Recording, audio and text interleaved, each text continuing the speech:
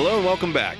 Before we get to part 2, Real Talk, please allow us to fulfill our capitalistic duty and plug our Patreon, the Contrarian Supplements. That's right. For a small fee, you too can help the Contrarians rage on. We have tiers ranging from just $1 to $10. It all depends on how much content you can handle. Starting at $1, it's the Travoltis tier, which gets you access to new bonus episodes focusing on a new movie every month, as well as access to the patron chat.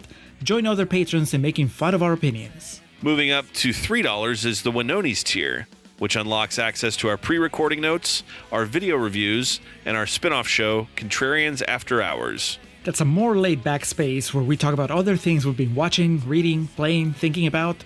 Sometimes it's related to the movies being covered in the main feed, but it usually isn't. If you want to be part of those patrons who help us shape the show by telling us which movies to tackle, that's when you sign up for the $5 tier, the Embries, and the $10, the Gads. Finally, all supplement subscribers, regardless of the tier, get access to our archive of special patron projects. Head over to patreon.com/contrarianprime now to join. Be sure to listen through the end of the episode to find out what's coming up to the Contrarian Supplements this month. Now, it's time for some Real Talk.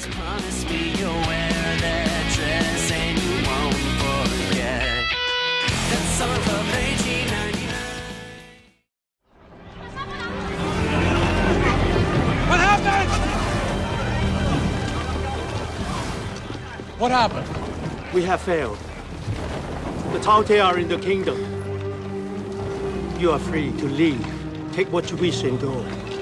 This was the general's final order. Where is she?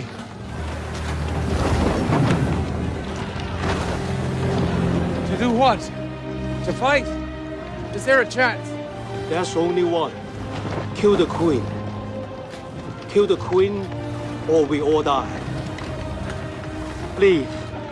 Tell the world what you have seen. And tell them what is coming. Julio, this movie kind of rules. I was pleased with this viewing experience, and I could have done it one straight shot, but I had to break for some work earlier. When did you break? Do you remember? About an hour into it. It would have been shortly after. It was like while they were devising the plan, and I believe it would have been somewhere around the point where Matt Damon was taken captive, but it was before he was freed for crimes he did not commit. Okay, so they were not bros anymore. There was a rift. Okay, there was a rift. But yeah, obviously it didn't do well critically. Do you remember this coming out? Do you remember, because this was still during your time at the theater? Did you screen this? You said you hadn't seen it, right? No, I'd never seen it. I remember it coming out, and I remember mostly the classic internet outrage.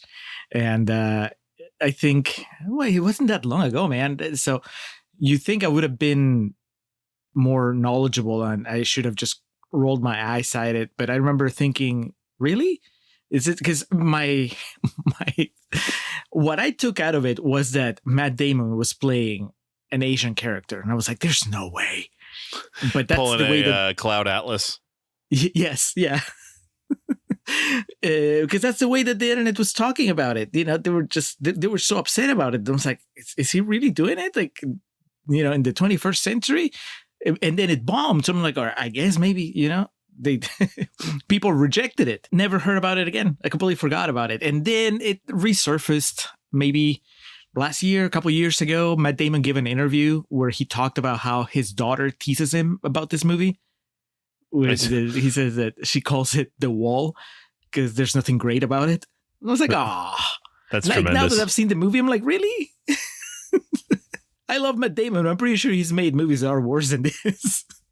Yeah, of course, I like Matt Damon a lot, so I'm immediately blanking. But I mean, dude, I kind of led early with my mission statement. It's a stupid 90-minute movie. There's really nothing about this that to be taken offensively. I remember not being crazy about The Informant. I'm looking at his movies now. Me either. And I was pretty excited at the time. I was like, oh, Soderbergh, Damon with that comedy. But it didn't work. It was a little too... Because his whole thing in that movie is that he's a compulsive liar, right?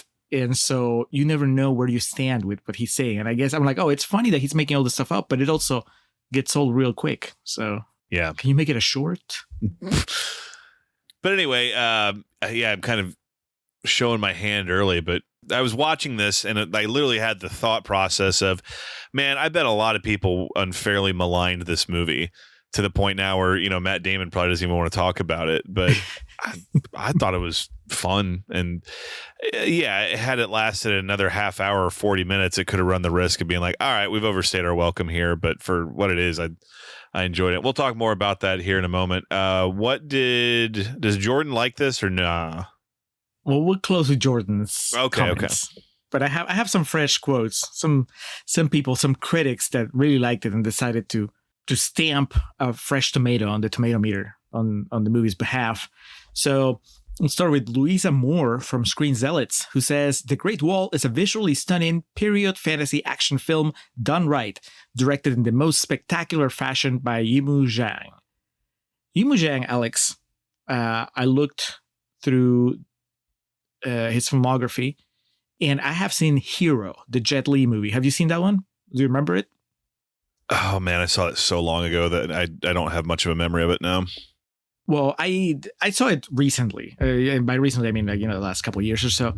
But when it came out, I'm sure you have at least one of these movies, Alex. When you were working projection and something went horribly wrong, and then before you know it, there's a big pile of film on the floor. Yeah, and you're just trying to make it stop. Yes, you're like, well, I made it stop, and now it's just a matter of like, how do I fix it? Cancel the next show because it's gonna take a while.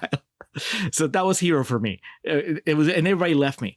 The managers came in and checked on me, and they're like, "All right, well, good luck." And they went on to run the theater, and I was just there with a big pile of Hero on the floor, trying to get it back together and hoping that it wasn't too badly scratched. So that was my main memory of Hero until I finally watched it. I streamed it a couple of years ago, and it was awesome. I don't know how much you remember about it, but it was very great to look at. It was very beautiful, and the action scenes were very stylized, and it was, you can see the similarities between a movie like Hero and a movie like The Great Wall, except that, of course, Great Wall is more, it's Hollywood, right? Even though I know it's not a Hollywood production, it's a Chinese production, but still, it's just, one is a little more commercial, the other one's a little more on the artsy side, but it's a good movie. If anybody who hasn't watched Hero and enjoyed The Great Wall, I would recommend you check out Hero, because it's really good. And I was actually kind of annoyed that it took me so long to watch it. I should have watched it in the theaters because it's awesome. So that's my director Yimou Zhang story. Next, Stephen Procopi from Third Coast Review says, it's just strange and bold, and I happen to love that combination. So if you're feeling a bit adventurous and in need of something different, it doesn't get much different than this one. You know what other movie Stephen Procopi liked, Alex? What's out that? Of our recent Contrarians episodes, Quantum Cowboys. Well, there are like 7 reviews on that page, not counting Katie and Otis. So of course I would remember the name of the critics, and yeah, I remember Stephen Procopi. Yeah, that guy liked it. He likes weird shit. This movie is nowhere near as weird as Quantum Cowboys. No, not at all. This movie's not even weird. It's just very paint by numbers. But it's, I would say it's a little off the wall. Who came up with the idea of, well, actually, I know exactly who came up with the idea. I'll tell you in a second. But The Great Wall, one of the, well, now I guess there are 14 wonders of the world. But, let's make it into an action set piece. How about we just do that? Can we do that with every wonder of the world now? Can we have an action movie in Machu Picchu? Like an anthology series? Yes. Yeah. And Matt Damon is in all of them. Yes. As for who came up with this, as the credits were rolling, because there's no opening credits, right? No, there's those title cards, but that's it. Yeah. So you get all the names at the very end. You get the director and then the screenwriter, and I was like, oh, Tony Gilroy. But then you get a story by title card, and it's Max Brooks, Ed Zwick, and I don't remember the name of Ed Zwick's writing partner, but it's there. So it's Max Brooks and then Ed Zwick and his partner. Max Brooks is the guy that wrote World War Z, which is an amazing book. and a movie that I like. But the book is very different. The book is great. And I've heard Max Brooks talk at a couple of panels. Like he came to Austin once to promote a different book. And, he's very articulate and very creative. I saw him at Comic-Con when I went to the San Diego Comic-Con that one time. He was at a panel, and he's very good at world building, and he has big ideas and thinking those ideas through, and how, it's not just this concept, but how this concept affects the world going forward. So I totally buy that this dude he doesn't have a screenplay credit, right? It's just story by. So I don't know if he just pitched it to someone and then they developed into this movie. But the idea of, hey, what would happen if the Great Wall is just this thing that they build to keep aliens away? I'm like, oh yeah, that sounds like a Max Brooks pitch. So that was awesome. And that was like the last thing I saw in the credits. I was like, oh, this movie keeps giving. Sister, I know a siege when I see one. What comes at you so hard you need a wall like this? What the hell did we kill out there? Next, Zaki Hazan from Zaki's Corner says, it's not perfect, but it's the rare big budget offering that gives us a respite from reboots, remakes, prequels, sequels, and franchises. It's not lying, Alex. No? I co-sign that. Yeah. Do you think we would have gotten The Great Wall 2 if this had done well? I mean, we're at a point where the answer to anything is yes with that. Back to the wall. Universal's figuring out how to make Oppenheimer 2 as we speak. I mean, everybody's still alive at the end of the first movie. So, well, not Florence Pugh. Maybe that's we'll do the prequel about Florence Pugh. Or it's the same story, but now it's all from Einstein's point of view. Oh, everything is happening. There you go. Yeah. I'm going to close with a very familiar name. Kip Mooney from Central Track says, the best looking stupid movie you'll see all year. Yeah, I'm not too sure of other films from that year, but I would probably have said something if I was up to date with everything, something similar to that. Yeah, it looks great. It's so colorful that I would say you could just watch it for the photography, for the set design. And I read somewhere that I'm like, yeah, that's not the Great Wall. They just had to like fake it. I'm like, I don't care. Looks great. Yeah. I like the costumes. I think it's great that they're color coded, right? They have the different troops. And early in the movie, Pedro Pascal is going like, oh, look, I guess the foot soldiers are like in gray, and then the others are in red, and then all the women are in blue, and so on. And it turns out it's because, the blue ones are the ones that dive, and they're women because women are lighter, men are heavier, so we make it harder. And like everything is so well thought out. I mean, I don't know if it makes sense, but at least the way that they talk about it makes sense. So I was pretty excited with the production design, and just, it looks great. I hope that this was a good 3D conversion, because I'm assuming it was 3D conversion, not like shot in 3D, right? Yeah. Yes, hopefully it was one of the good ones, and not like, because on top of everything, can you imagine like people already, like there's a controversy and then it has shitty 3D. Done. There's nothing else to it. But that was the last quote. So now, Alex, I messaged Jordan because I looked on Letterboxd, and he had logged that he had watched it, but he didn't have anything as a comment. So I'm like, hey, Jordan, do you not like The Great Wall? And he replied, it's a pretty inconsequential movie. I don't have any strong feelings other than it being the first movie Kinsey and I watched together. I was like, oh, that's it. It's part of their history. Well, then it's not inconsequential at all. Yeah. It's incredibly consequential because they got married and they have a kid. So I think that The Great Wall holds a very special place in Jordan and Kinsey's history, and now also in Contrarian's history, because I never would have watched this movie by myself, like on my own. I never even knew about it. Yeah. You're like, oh, Matt Damon did this? Does it surprise you that they dumped it in February? I saw that it was a February release. Well, like I was saying, it came out in China 2 months before that.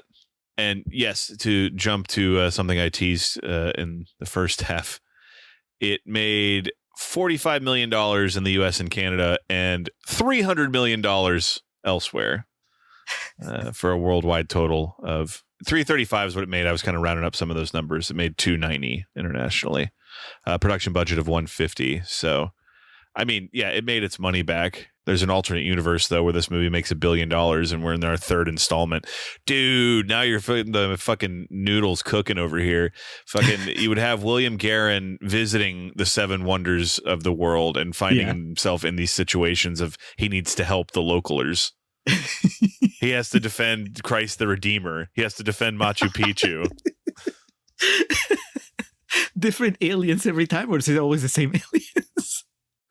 It's a shame he killed the queen, because the second one could have been the queen like came for him, like Jaws the Revenge, where the queen traveled to Peru to seek revenge against Matt Damon. No, it should be that every wonder has its own set of aliens, because it's a big world, it's a big universe. Man, Damon would be down. I think he's dying to. He's having so much fun in this movie, accent and all. Yeah. But I was thinking like present day Damon. I think that he's probably dying to redeem himself in the eyes of his daughter. Yeah. It's like, After the Great Wall 2 the will colossal be great. failure that was the wall. That dude, that's an Eddie Strait joke right there, man. That I call it the wall because there's nothing great about it. I can just hear him saying that. Yeah, but I now just see some scenario in the not too distant future where I end up going to bat for this movie, because the acting is all good with like there's no notable bad performances, and there's no one also trying too hard. Willem Dafoe was on set for approximately 45 minutes, I think. And his character, I'm still kind of confused. Like, had it really been that long before another person he could swindle came along? Yeah, but I guess so. And then he had like a really good plan. The first 2/3 of his plan were really good. And then once he was on his own, he completely lost the thread. He got captured and then he got blown up. He's awful at this. Like, he just thought it was going to be so easy. It's like, stealing a car and not knowing how to drive. You know how to drive, but you don't know how to park. So you didn't think the last bit through. You have keys. I have black powder. Enough for several doors. Obviously, we like it. I don't understand why people wouldn't like it. And so my main thought as I was watching it was, have we seen too much, like as a society, to appreciate a movie that's so simple in its pleasures as this one? Is that what's happening? Or do you think that this performs better if we release it in the summer? It was like a Memorial Day release. That's a possibility. You can never underestimate the importance of strategic release. But you would have said in February, there's no competition, right? So that was probably the mindset, yeah. But I don't know. Have the masses become numb to any real action that isn't Marvel or when James Cameron pops his head out every few years? Like, were we that far gone in 2016? Yeah, there's already been 3 Avengers movies, right? No. The third one is 2018 is Infinity War, 2019 is Endgame, right? So only 2. There was that big of a gap? The first one was in 2012 and then Ultron was 2014. I didn't realize there was that big of a gap. Yeah, because there's a lot of shit that happens before you get to Infinity War, because Infinity War has all those characters coming together. I'm bored. The Guardians and all that stuff. So, yeah. Guardians, man, my internal calendar's all fucked up here. Guardians was 2014, if I remember correctly. Yes. And Age of Ultron was as well. And Guardians was a big smash. Unexpected hit. I mean, they thought it would make money, but it made a lot more than they thought. Yeah, I mean, I'm just kind of vetting thoughts out loud right now. I think there's not enough here for just normal folk domestically, I'm talking about, because obviously this movie did all right for itself elsewhere, to really sink their teeth into. But that's insane. I agree. Also, like you have a movie star, right? Like just the very basic requirements are there. You have a movie star, Matt Damon. You have kind of like a what was at the time, I guess, like a niche supporting character, right? Pedro Pascal, by now he had been in Game of Thrones, so people would be like, oh, it's that guy. You have cool action sequences. You have a very straightforward plot, good versus evil, like aliens versus, a siege. You have like a kind of like a high concept. It's like the Great Wall as a military operation, like an element in the military operation. I don't understand how the average American would be like, no, I'll pass. I'll wait for streaming. It is important to call out, as my brain just kind of went bling thinking about something. I imagine this movie was marketed heavily as being in 3D, and you and I experienced firsthand the 3D fatigue that people had, to the point where like it full on turned people away from going to see certain movies. Man, that's a bummer. Yeah. If they just handicapped it that way, like they're like, nope. It's a shame because it makes me feel like people weren't willing to buy Matt Damon as an action star. And I understand the Bourne movies exist, but there's a certain sense of realism that's rooted in, as ridiculous as the fight scenes can be and shit like that. But it's all the government's greatest weapon escaped, is the yeah. It's not Matt Damon fighting alien dragons. Like, it's not something outlandish like that, which, we pick our heroes and who we want to see fight aliens and do that type of shit. And just, I guess people, oh man, poor Matt Damon. Dude, I can't get over just the novelty of this movie. It not even being 10 years old. There's people I know that if I explained the premise of this movie to them, they would think I was kidding. Like that sounds fake. They're like, and Matt Damon is in it? Yeah. And he has a man bun and he is a master archer. I'm like, oh yeah, man, it's fucking awesome. But there's two other things, right? Because yeah. I think that the February release tells you, I don't know how much of this translates to the average audience, but I know, and we've talked about this before, if I see a February release, not so much now maybe, but up to a few years ago, right? Pre-Deadpool, maybe. I think, oh, they didn't have faith in it. January release, September release, February release. It's like, oh, they didn't think it was going to cut the mustard in the summer. So that's why they're dumping it here. And so maybe that, audiences are kind of trained to, if it's a movie that's not an IP related feature, then it's just being dumped in February. Like, avoid, if you're going to the movies in January or February or September, unless it's a franchise that's well known, you can probably skip it. So maybe that's something, that has some of it. And then the other thing, but we were talking about at the very beginning, the controversy. I don't know, Alex. I don't know how much of it I'm misremembering. As I was going through the quotes, there were some quotes that were bringing it up, and calling it a white savior movie. Some were saying it was the worst example of a white savior movie. I was like, I don't see it. But did they watch the movie? Exactly. And, a couple years ago when I rewatched The Last Samurai, and I talked about The Last Samurai with Jason and binge movies, that was one of the things that we were talking about. Like, yeah, the Last Samurai poster, it shows you Tom Cruise dressed as a samurai. And so instantly you're like, oh, what the fuck? Yeah. But then you watch the movie and it's like, no, Ken Watanabe is the star of that movie. He is the Last Samurai, and Tom Cruise just kind of like helps him along, but it's really about them. And I think that maybe in a less artsy, less complex way, but this movie does the same thing. Like, Matt Damon comes in and it's just kind of about the meeting of the two cultures, and they both walk away, but him and specifically, representing China, Commander Lin, they walk away changed with newfound respect for each other and so on. So I don't think that's a white savior movie. It's not like he came in to like teach them how to defend themselves from the aliens. They figure out together. Yeah. And she's the one that has to, because he can't get it done. She's the one who has to like fucking win in the end, Right. Yeah. So no. And I know we've talked about plenty of white savior movies on here. And so I feel, at least in our own little catalog, we're qualified to speak on it. And I don't see any of that here.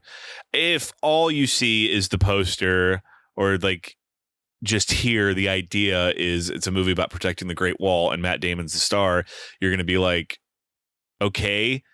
But it takes about 30 seconds of research to learn that he ends up there because he's a fucking like vagrant. And then he helps them. And even then he learns some of their customs, not all of them. In the end, he's not even the one that, really saves the day. And then he just amicably goes on his way. So not about that. I do not accept that. Well, I just realized Edward Zwick wrote and directed The Last Samurai.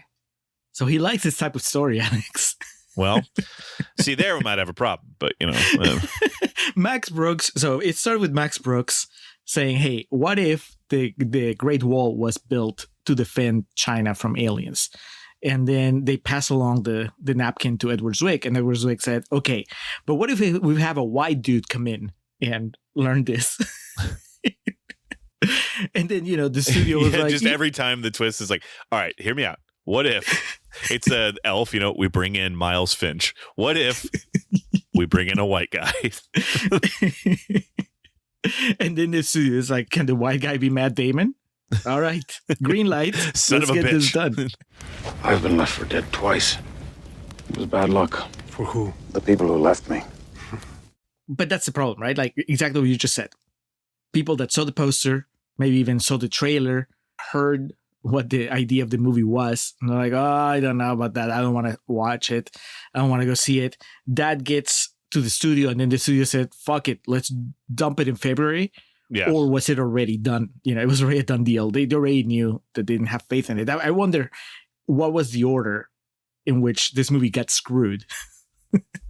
Maybe, the studio shows a little more faith in it and gives it a summer release. And because also, and we'll find this out when we do our post-credits video, but I wonder if the trailer, the promotional material was from the director of Hero. And there's a couple other movies in this guy's filmography that I'm like, I've heard of those, and they were kind of big names. Is it House of Flying Daggers, maybe?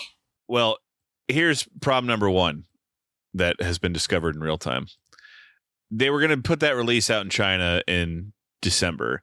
They were not going to do that in the United States because Rogue One came out on December 16th of 2016. So I don't think they were going to release this against that.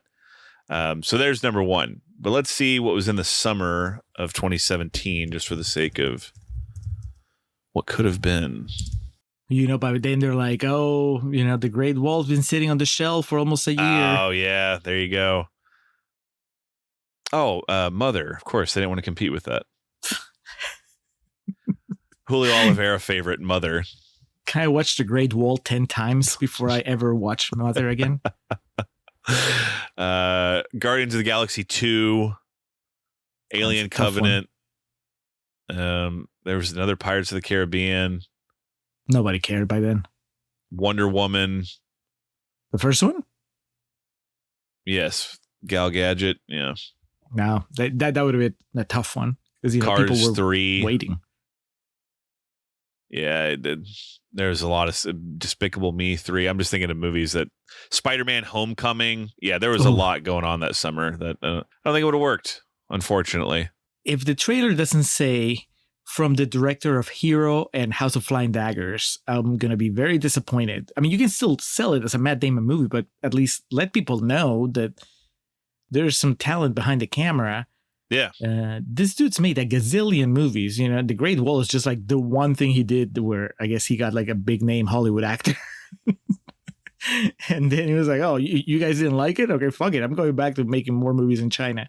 I don't need you." I haven't heard of any of these others, but yeah. Do you remember hearing about House of Flying Daggers?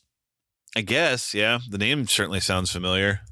Yeah, and then there's so Hero is 2002, 2004 is House of Flying Daggers, and then 2006 is Curse of the Golden Flower. I remember those three titles making it to the House of Flying Daggers. That Zhang Zi, the gal from Crouching Tiger, Hidden Dragon. So I remember that, Yes. and then Memoirs from a Geisha. That was that trilogy of the early 2000s with her. Yeah, I remember we got those three movies in College Station, and they did really well. Crouching Tiger was a phenomenon. That was one of those movies that still exists in my brain of you can try all you want to track and monitor trends and stuff. Some movies are just going to come along and you're never going to see them coming. And then they set off this new appreciation for a specific peristaltic genre. chain reaction. Yeah. Yeah.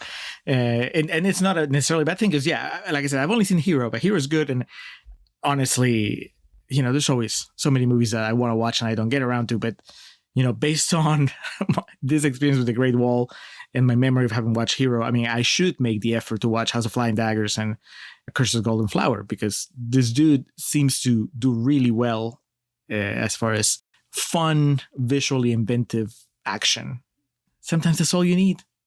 And it's not like this movie is shallow necessarily. I do, now that we're in real talk and like all kidding aside, I really enjoyed the relationships between Pedro Pascal and Matt Damon and what's the name of the actress that plays Commander Lin? That is Jing Tian.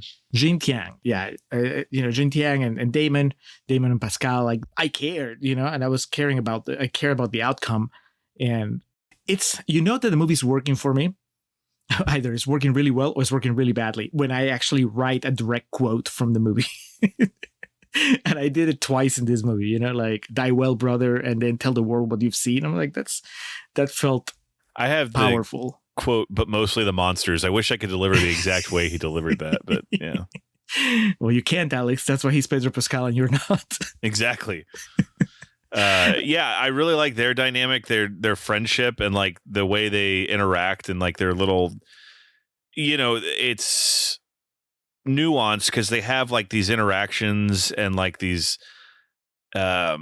It's not like they have like these inside jokes that we're privy to in this movie, but just the way they kind of talk to each other and some of the delivery and the looks they give each other, it just establishes these guys have, been up and down the roads together. I talked about it in Contrarian's Corner, but I thought it was awesome the way they play the relationship with Matt Damon and Lin May because at any point they could have easily just gone down the path of they're in love now.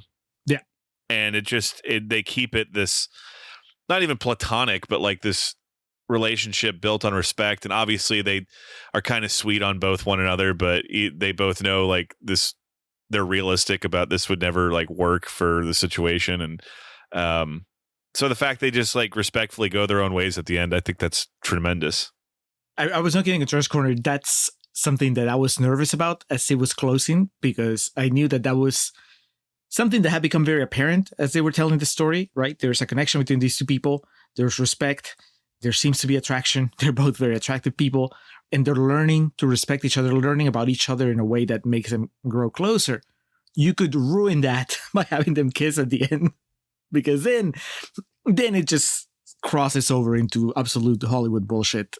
Again, even though it's a Chinese production, you'd be like, that's the fucking Damon influence. But they didn't, and so it just felt like a pretty classy ending. So I'm a big fan of that character in particular, the Lin May. I think she's great, and so I was glad that they didn't feel the need to turn her into a romantic heroine at the very end. I was like, no, she like fucking kicked ass, and then that was it. At the end she gets a promotion. I guess she wears a different armor at the end because she's been promoted to general of the, I don't know, the Northwest region or whatever. But it's great. I was a big fan. Now, obviously, doesn't mean that this movie's perfect.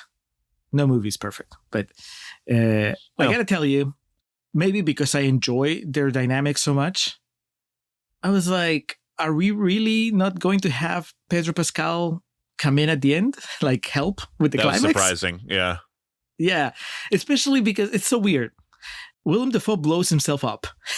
And so then we have this shot of Pedro Pascal looking at if we can just real quickly sidebar, what do you make of Willem Dafoe in this? Because I made my joke earlier about, he was around for X amount of minutes, but I mean, he's Willem Dafoe, so all the exposition he delivers is well done. And it's like, hey, it's Willem Dafoe. But like, if we're being honest, that could have been literally anybody. Yes. It's weird because his character comes to such an abrupt end. And that in a legitimately like comedic way. Yeah. But it also doesn't add up to anything. Like, I don't understand, tying it together to the Pedro Pascal thing I was going to say, like, it's almost like they told themselves they needed to write Pedro Pascal out of the climax, but because he's such an important character in the movie so far, we still have to follow him. And so what we see is just him getting betrayed by Willem Dafoe, and then he notices, he learns, I guess he witnesses Willem Dafoe blowing himself up in the distance, and then the last shot we see of him is him back with the stuff, right? Like, I think he went and got all the things that had survived the explosion. He at least had the horses, yeah. Yeah. And so we never see him get captured. That was really weird. When we see him at the end and he's captured, I'm like, oh, so he got captured and the movie didn't think that it was important to let us know. So, How's life without me? A little slow. But also, why would you do that with that character? Like, look, this movie is not breaking the mold as far as storytelling. So Yeah. what you do with that character is usually he has the treasure, Defoe is dead, and now he needs to make the decision. Do I keep going now that I have everything I wanted, or do I go back to help my friend? And he goes back and helps his friend. It's Han Solo at the end of A New Hope, right? And it never happens. I'm like, when is he going to show up to save the day? Perhaps even We're die. all looking back at the curtain at WrestleMania waiting for Pedro Pascal's music to hit. We're like, when is he coming out? He doesn't. What happened? His flight got canceled.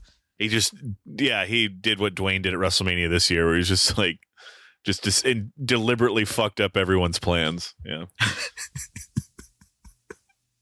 Wow. Was that because of the smashing machine? I think he'll be back to wrestling because of the smashing machine, but no, that's a different story for a different day. But yeah, you expect Pedro Pascal to, they're stuck in some situation and he comes riding up on the horse and, Yep. With his axe, just hitting all these Tao Tin off of him and whatnot. But and he might still have some gunpowder left over. Not everything blew up, so he has some of what Willem Dafoe had. That's the formula, and it works. But it works because we like Pedro Pascal. So I want him to be part of it. I will say though, it does make it funnier when you see where he's been and he's just got like that, village idiot contraption around himself, stuck and chained up. Yes, but if we're gonna get there, I like that punchline, but then I need better build up to it. It just feels kind of random what happens once him and Willem Dafoe go on their ways, and it made me wonder if this is just something that happened, because of test screenings or whatever. That's usually my go-to now. Yeah, he wasn't in the ending of the original. They're like, where'd Pedro Pascal go? Right. Maybe in the original cut, him and Dafoe leave, and you don't see him again, and then people are like, but what happened with them? And the filmmakers are like, that's not important. This is about Matt Damon. Like, no, I want to know what happened to Pedro Pascal. So now they have to come up with all this shit that happens after Pedro Pascal leaves the Great Wall. And I know we made this point before, but it's amazing what you can get away with when you have good actors. You have a good cast that is charismatic, keeps your attention. You'll follow them through kind of shaky plot mechanics sometimes, as long as you hit some big emotional beats. And that's kind of like what happens here. Like, I love Pedro Pascal, so I'm like, sure. Let's see what else happens. And then the other thing that I would say is, I wasn't kidding, Contrast Corner. I think it's pretty spectacular what they do with the hot air balloons, and I think it's awesome. Oh yeah, it's awesome. Yeah, they're going up in flames. It's just like a sort of last ditch effort that's not working really well, but it's very impressive, visually and all the stuff. But I thought it was really weird that a movie called The Great Wall, that is centered so much in the Great Wall, did not finish. The big climatic set piece didn't end at the Great Wall. I thought that was going to be the final fight, was going to be at the wall, because we've been there the entire time, and that's what we've been building up to. Like, I understand the need to maybe move it somewhere else just for variety's sake, but would you have preferred it if the big fight, you can still keep some of the mechanics still, they can keep going up the wall or something, but if it happened at the wall, or are you happy that they moved it to the capital? I like the visuals of the conclusion, and they integrate the emperor and his cockiness into the situation. Yeah, on one hand you're right, but also like very quickly into the movie, like less than a half hour into the movie, there's already been like this epic battle scene on the wall. So yeah, I could see both ways of it, but I really liked the visuals, and like the climax and conclusion was fittingly spectacular, just in terms of scope. Yeah, I mean, it's hard to argue when it looks that good, but that was something that popped in my head. I was like, really? This is where it's going to end? We're not going to end it at the wall? The movie's called The Great Wall. Well, Rosebud. The hell's that mean? I want to go back to see something you said in Contrarian's Corner that made me laugh, because I could not have worded it better or more perfectly myself.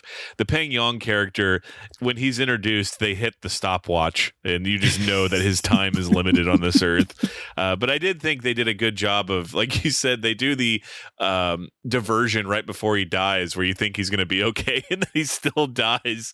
But it wasn't like the he made a mistake and got gunned down. He gets to get a pretty heroic, badass death. You know, he sacrifices himself. So I appreciate them taking that trope and adding a little, you know, for lack of a better term, pun intended, gunpowder to it. When you see somebody pull that move, do you think Bill Paxton in Aliens? It is Bill Paxton, right? Who does it in Aliens? Who sacrifices himself? Yeah. He is like, there's aliens on both sides of the hallway or whatever. It's him and like this one of the other soldiers, and the aliens are flanking them, and he just shows her that he has a grenade or something, and then they blow themselves up. Yeah, I mean, there's that. If are we talking like all time, like sacrificing oneself to save the day? Because that's got to be like Wrath of Khan type shit, man. Right, but I was talking specifically somebody blowing themselves up. Oh, okay, I see.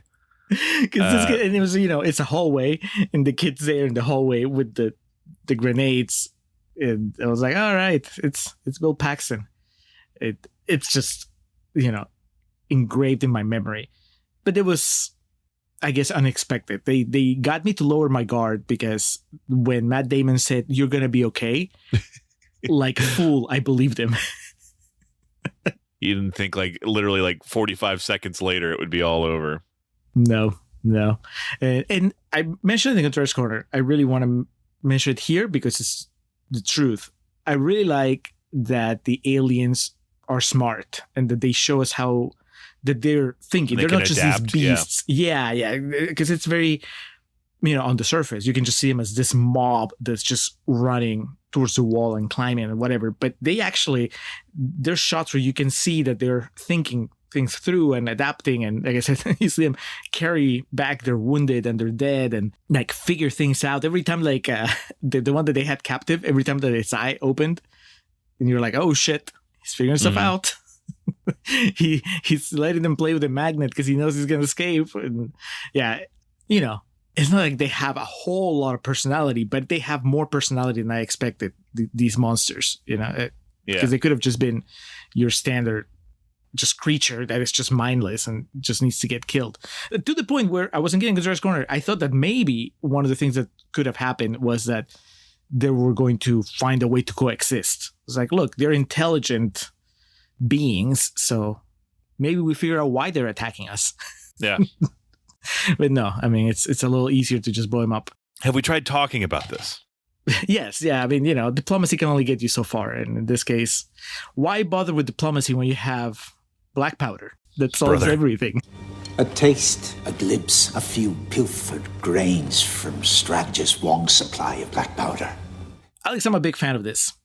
I like it even more now, having talked about it, because I think that your enthusiasm for it has validated my enthusiasm for it.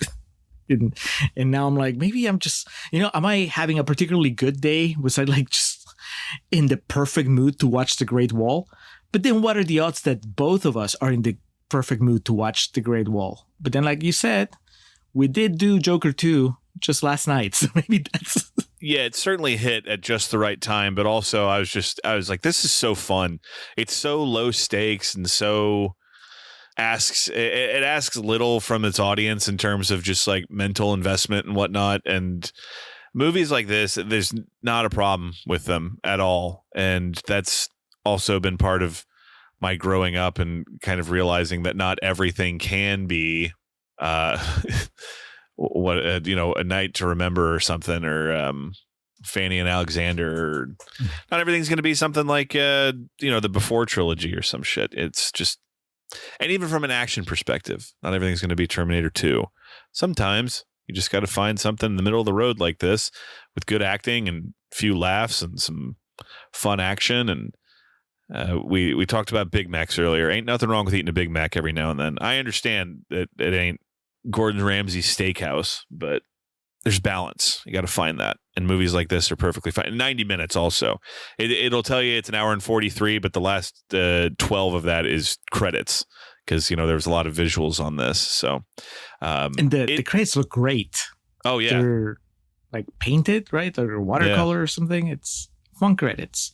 So it checks all the boxes for me. It's not a perfect movie, like you said. And we already picked out a few things in it that were like, yeah, this could have used some tightening up.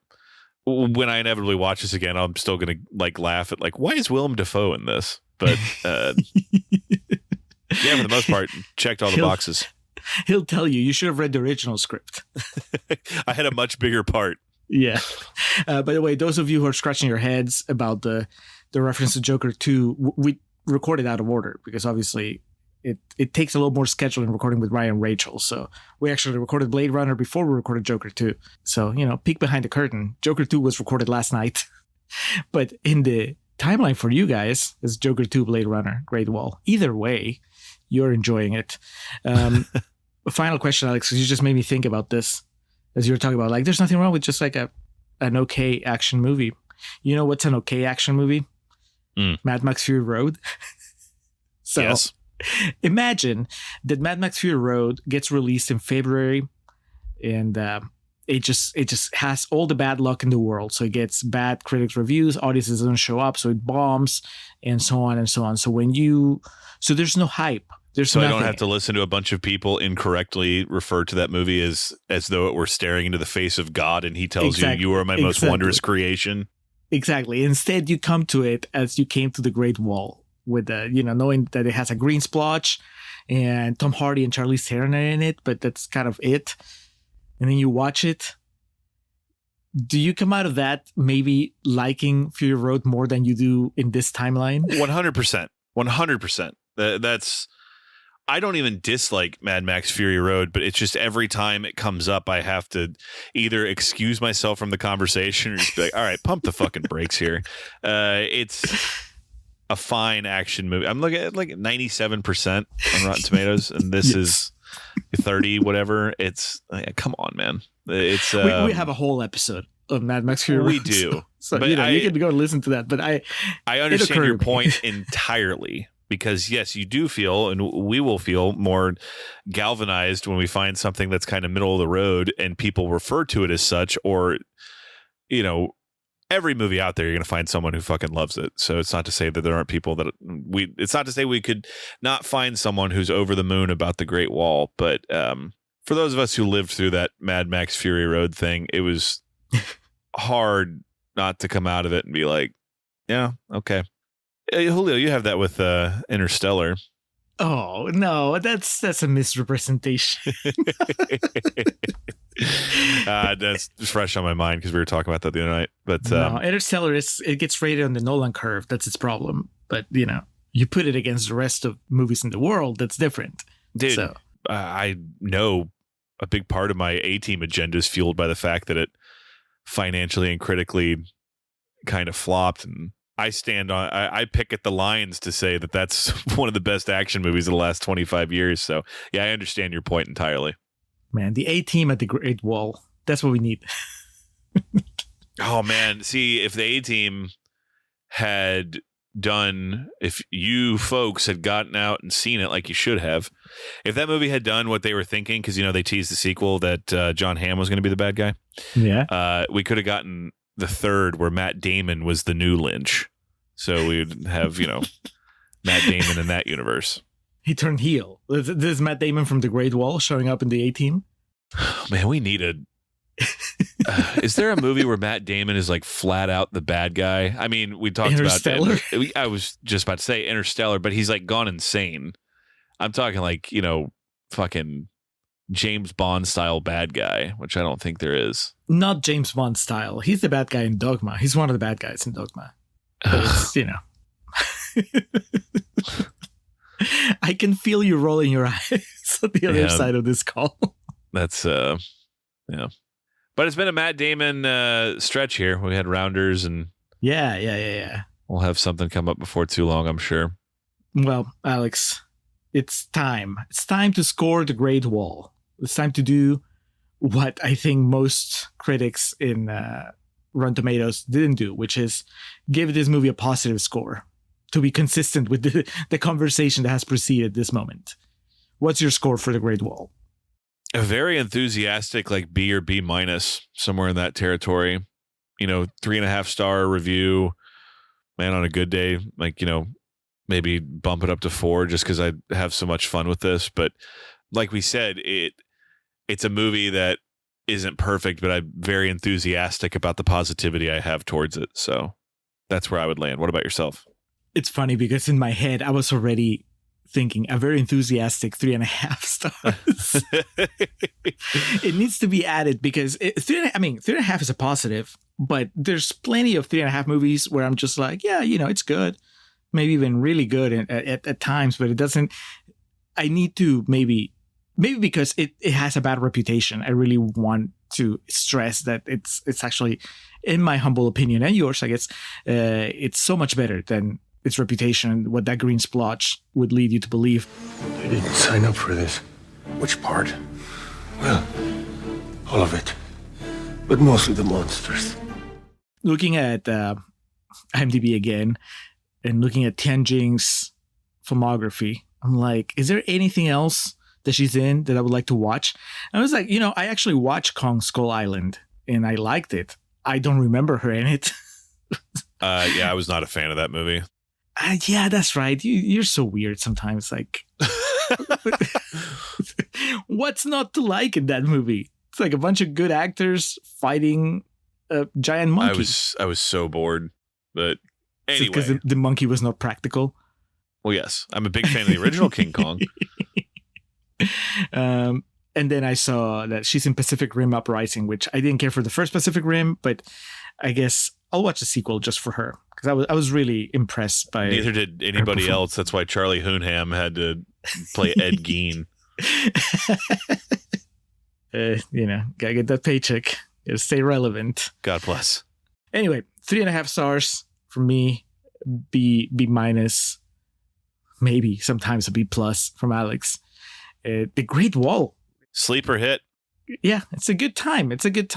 And on top of that, part of Jordan and Kinsey's history. So, good stuff all around.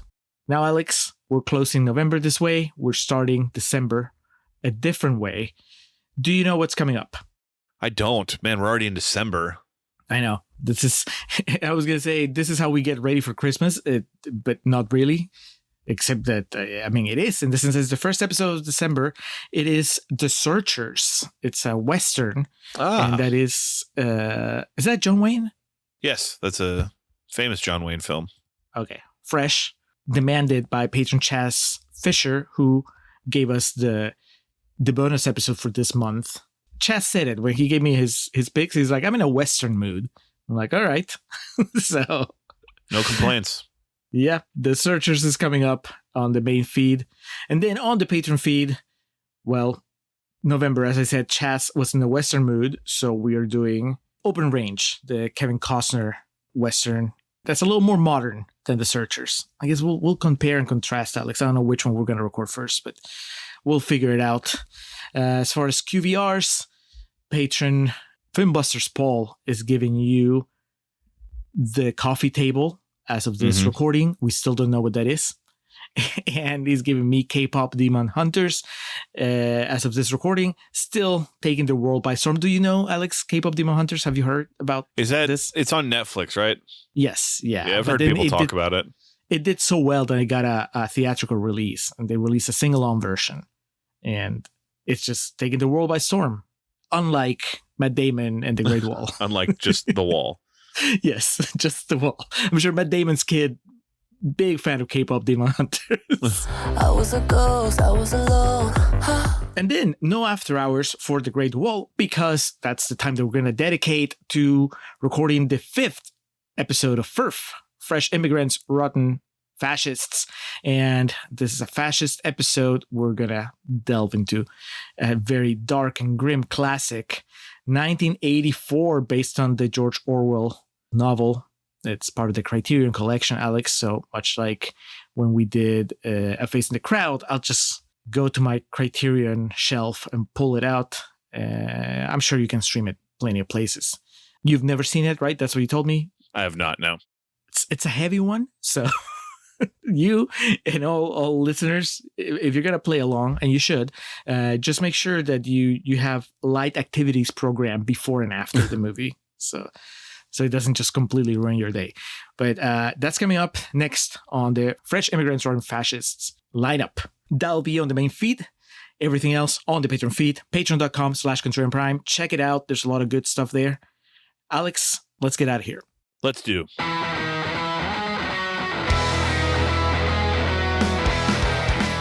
Welcome to our end credits. Or as we usually call them, our perennial plugs. We start off by giving thanks to the Festive Years who provide our opening and closing tracks.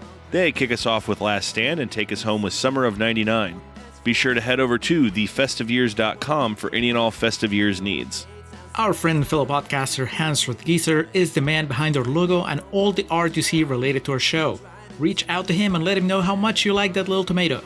His email address is mildemonios@hotmail.com and his website is mildemonios.pe. That's MILDEMONIOS. Hans, thank you for all your support. For those interested in the regularly absurd world of professional wrestling, Joe and the boys over at latenightgrin.com have you covered. Tell them the Contrarians sent you. And we like to close with special thanks to our social media team of Zoe Perez and Corey Ari. Each of the social media accounts we mentioned in the introduction look as good as they do because of their work. So that'll do it for this episode of The Contrarians, where we're right and you're wrong, and we will catch you next time. Just for old time's sake, I really don't